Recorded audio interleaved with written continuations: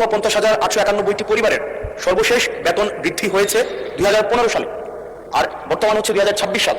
গত 11 বছরে কোনো বেতন বৃদ্ধি হয়নি, অথচ এই 11 বছরে মুদ্রাস্ফীতি 55 থেকে 65% পর্যন্ত বৃদ্ধি হয়েছে।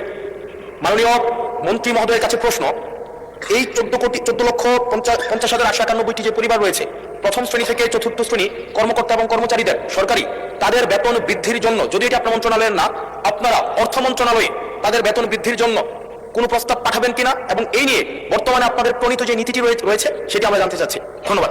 মাননীয় মন্ত্রী, আমরা মনে করি নিত্য প্রয়োজনীয় জিনিসের যদি দাম কমে তৈলে সরকারি চাকরিজীবীর মানে বেতন বৃদ্ধি হওয়ার কোনো মানি হয় না, মানে বেতন বৃদ্ধি হওয়ার দরকার পড়ে না। কারণ যদি জিনিসপত্রের দাম কমে তৈলে চাকরিজীবীর মানে যদি ডিমান্ড বাড়ে তৈলে সাধারণ জনগণ অসহায় পড়ে যাবা। আপনার মতামত কমেন্টও জানাইবা। সরকারি চাকরিজীবীর বেতন বাড়তো না সাধারণ মানুষের কথা বিবেচনা করিয়া নিত্য প্রয়োজনীয় জিনিসের দাম কমানি হইতো। এখন তারা ও জিনিস চায় যে দেশটারে ধ্বংস করে দিত।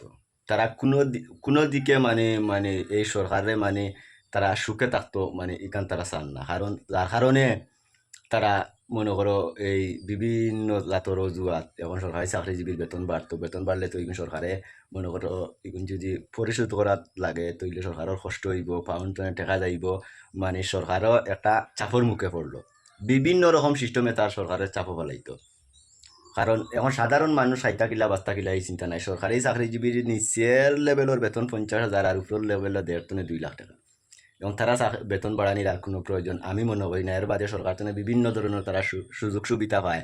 আমরা সাধারণ 300-400 টাকা 500 টাকা রোজে যারা কাম করি, আমরা মাসও 12-13 হাজার টাকা হাইয়েস্ট আমরা রুজু করতাম পারি, কিন্তু তারা যদিও 15,000 টাকা বেতন হাইয়েস্ট হয়, তারপরেও তারা 18, 20,000, 25,000 টাকা তারা সকল ধরনের সুযোগ সুবিধায় পায়। এখন সব কিছু মিলাইয়া আপনার আর মতামত কমেন্টও জানাইবা। ধন্যবাদ।